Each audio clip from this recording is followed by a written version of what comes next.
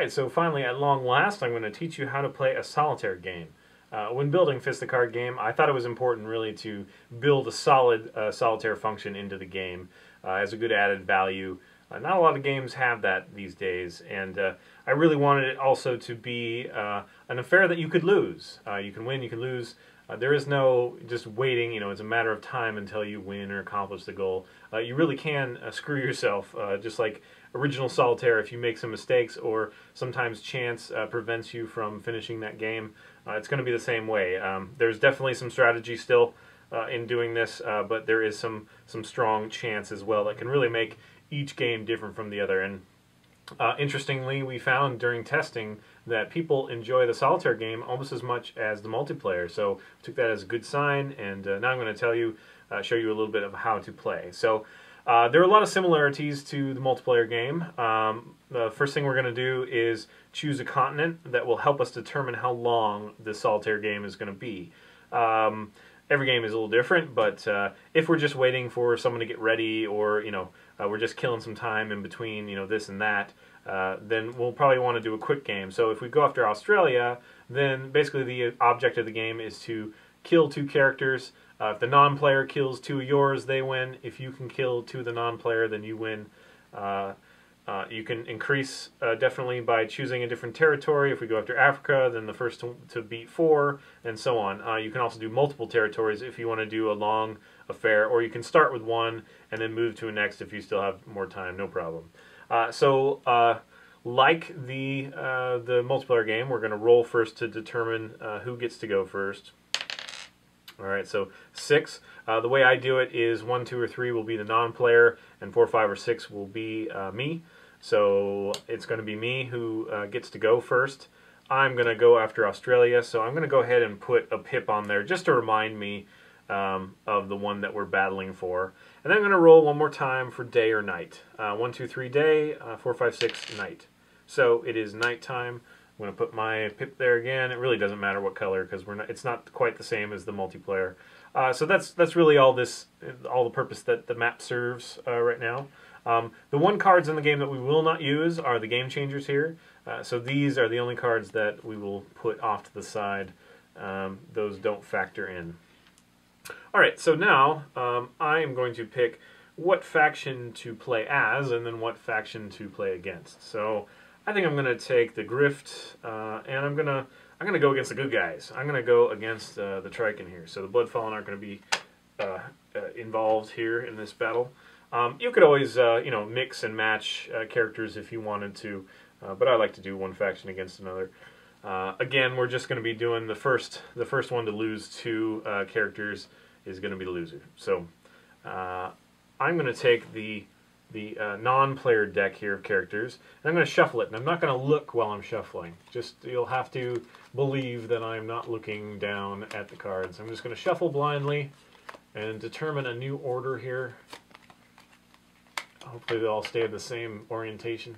Okay, now I'm going to put it down.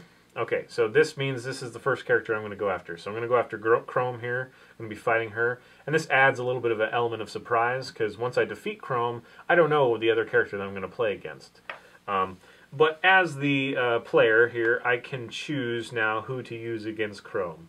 Now Chrome has, she has a strike chain of 4, but she only gets 1 die of 2.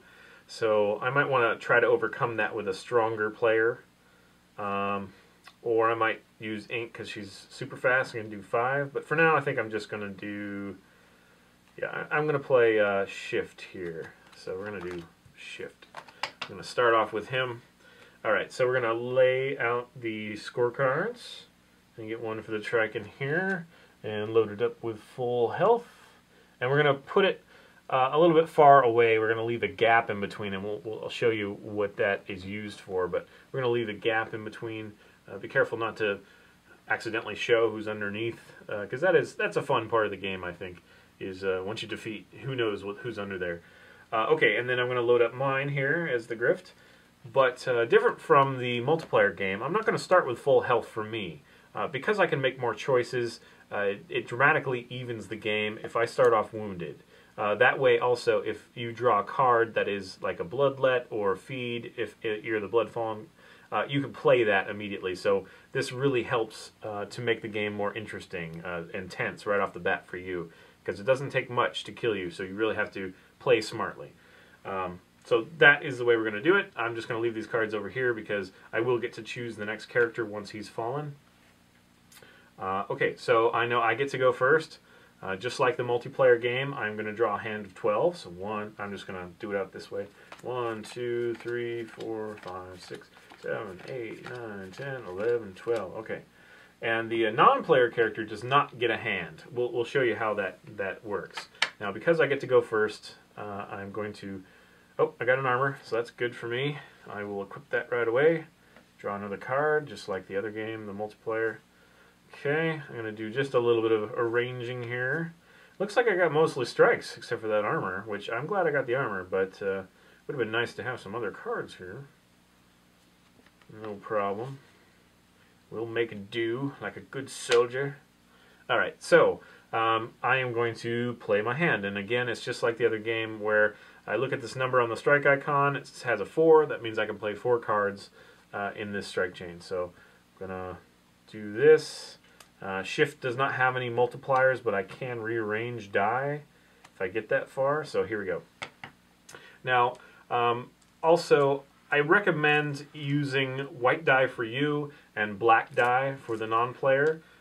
And this is simply just because if there's any situation where you have to leave the game, Solitaire is often, you know, again, in between things. So maybe you're interrupted, someone needs your attention, you come back and you're like, oh crap, I can't remember who was striking. Well, this makes it easy because if there are black die on the strikes, then you know the non-player was attacking you, and if they're white, then you know that you were having that turn, that offensive turn. So that's the way I suggest you do it. You know, whatever works for you. That's a good way for me to remind. You know, because I did it the other way for a long time, and I just kept forgetting whose turn it was when I had to come back. You know, even going to the bathroom or getting a glass of water or something, I'd come back and, crap. Apparently my memory's not that good. Okay, so we are going to roll 2 die, just like we would in a normal game, per strike. So I'm going to do that. And I'm just going to put it on the strike. Again, as the player, I will be able to arrange these how I want. But there's something new here, and I will get to that in just a second. I'll finish rolling here. Alright. Okay, so the thing new is, in the multiplayer game, you would add these up to determine the strength. In a solitaire game, it becomes either a hit or a miss. So each die is going to be a hit or a miss. In this case, we have 1 hit, and I have 1 miss. 1 to 3 is a miss, and 4, 5, or 6 is a hit. So we've got a miss, I've got a miss, I've got 2 misses, so I'm actually going to remove this strike from my chain. Boo-hoo, so sad. And then I have another miss. So unfortunately I don't get to use Shift's ability to rearrange strikes because I didn't get enough to count. So we're left with this 3-strike chain. There are 3 hits. None of them are multiplied. And I will tell you what multiplied means in just a second. It doesn't mean quite the same. So if it's multiplied, it doesn't mean that they're twice as strong. It means they're twice as hard to hit, and we'll get to that in just a second. So, as Chrome, she's going to be defending here. We're going to take a look at her block icon. It has a number 3 on it, which means she's going to play 3 cards. So you're going to draw 3 cards, and you're going to be careful to keep the order that they're drawn in. So we're just going to lay them out just like this. Alright, so in this case, they're all strikes. So that does not do her any good in a block chain. So they will be discarded. And so sad, Chrome did not get to block, so we get these 3 hits. And in a solitaire game, every hit, to make it a quicker affair and to make it easier, every hit is just 5 points. So we've got 5, 10, 15. So we're just going to move it down 3 rolls. 5, 10, 15. So she's down to 65. We're going to clean up. And now it is her turn. Alright, I'm going to fill my hand back up before I forget. 1, 2, 3, and 4. Yay, I got a block. Alright, so now it is Chrome's turn. She has a 4 on her strike icon, so we're going to draw 4 cards. 1, 2, 3, 4. And again, be mindful and keep them in the order you drew them.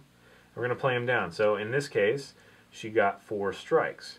Now, we look at her card, and we see the multipliers are in effect because she has a firearm, so that's going to be twice as hard to hit. But she also has a blunt card, which she cannot play. So we're going to remove that. that does not get a chance to hit, and she's left with these 3. Okay, so now she has a 1 of 2 die by her icon there, so we're going to roll 2 die, and as long as one of them is a hit, we'd play it on the card, but she failed on that one. So we're actually, for now I'm just going to do that, and we'll clean up here in a second. So she did get 1 hit there. Alright, she got a hit there. So these last 2 are going to be hit. She doesn't get to rearrange, of course, because she's non-player. So the way you roll is going to be 1, 2, 3. So unfortunately, the only one that she had doubled failed. So, fortunately for me, but unfortunately for her, that is going to be discarded. We're going to put it over in the discard pile. And she's going to be left with these 2. So I'm going to be responding to these 2. Now, it's nice that I have armor. That definitely helps. But I'm still going to try to block the first one, I think, since I have this nice block card. So, I get to play up to 3 cards in a block. I get 3 die to roll in a block. Shift is very good at blocking. You can kind of see what's going to happen. Okay, and I did easily block that. I got 2 successful rolls that would be blocks. So even if this was multiplied, let's say that it was that firearm card. The firearm card means that because it's a multiplier of chromes, it's going to be twice as hard to block. But because I got 2 blocks, it's gonna successfully block that. But it was the explosive here, so I easily blocked that one. It does not filter to other strikes though, so it's just 1 strike. So as long as you get the same number or more of strikes when they're not multiplied, that is successful. So that one will not hit me. Now I have to decide what other items I can play here. I can definitely do counter strikes, which I probably will, and then I'm hoping the armor will take care of the rest. So I'm going to go ahead and play a counter strike here. Again, just like the multiplier game, it'll be played in between these strikes. I really should have rolled white ones there. Sometimes I forget. All right, so I'm going to roll this for the counter strike, and I failed to get a successful counter strike, so I waste that card. But that's all right. I'm going to take 2 die, and I'm going to roll them for armor. And I got a successful block. Yay, because it's not multiplied. So I got 1 successful block, and that's that. So that does not land on me. That's good. But I didn't do any damage to her. That's too bad, but that's all right. All right, so now I'm going to draw 2 cards to fill my hand back up to 12. All right, so I got a heal that time. That's good. Okay, so now it is my turn to strike her. And I'm just gonna do a barrage of firearms here since I have them all, and since Shift can play any, I'm gonna go ahead and use Blunt here. Why not? Now I do have a any strike card, but because he has no multiples, I might as well see if I can't keep it for the next player. I mean, if there's ever a situation where I need 1 more strike, I'll go ahead and use it. But for now, I'm gonna keep it until I'm exhausted of other strike types. Okay, so I'm gonna roll 2 die per, and boop, that one didn't hit. No hits for that one. Got 1 hit for that one. 2 hits for that one. That's good. And she might not be able to block that one, so that's good. Okay, and then that there. All right, so this one failed, so it's going to be removed, and these 3 will hit. This one's worth 2. So now we're going to take a look again at Chrome's block icon. It's 3, so we're going to take 3 cards. Be mindful of what order you drew. Okay, so here is a health at the end, and that's where it would need to go. If for some reason you drew it and it was maybe in the middle of the order, you would then take it out of there and move it to the end. That's where it's supposed to be. If you drew a stun, the stun would go to the beginning, and in this case the health card is going to be the only card played. She does not need a successful block to heal as a non-player character. So these are going to hit, but she is going to roll 2 die to see how much health she might get.